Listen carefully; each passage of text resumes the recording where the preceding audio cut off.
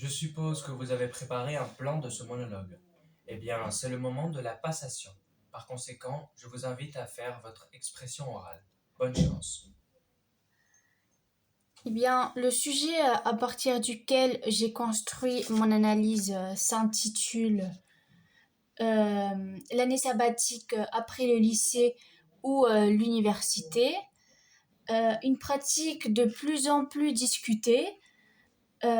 Aujourd'hui, il s'agit du constat selon lequel de nombreux jeunes hésitent sur leur orientation professionnelle, ce qui crée une controverse entre ceux qui défendent cette pause et ceux qui la considèrent comme inutile. Euh, pour y répondre, d'abord, nous évoquerons les avantages. Ensuite, nous nous intéresserons à ses limites. Et enfin, nous nous pencherons sur des conditions nécessaires pour qu'elles soient efficaces. D'abord, l'année sabbatique peut être bénéfique pour mieux réfléchir à son avenir. En effet, elle permet de prendre un recul après plusieurs années d'études.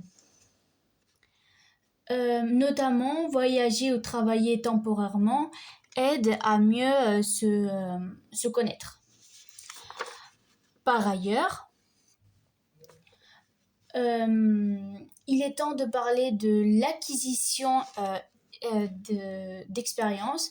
Effectivement, cette période peut servir à développer des compétences pratiques.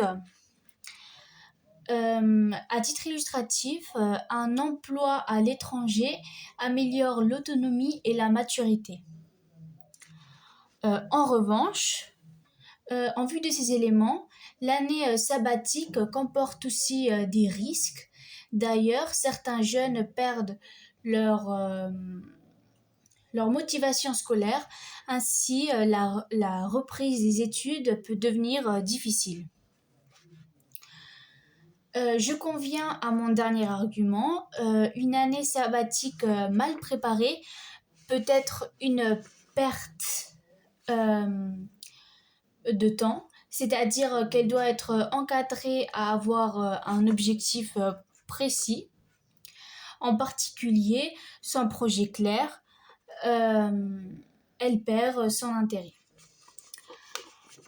Pour conclure, l'année sabbatique peut être utile si elle est bien organisée, tandis qu'elle peut être négative si elle est improvisée. Il faut donc réfléchir sérieusement avant de faire ce choix. Il me semble que cette décision doit dépendre du projet personnel de chacun.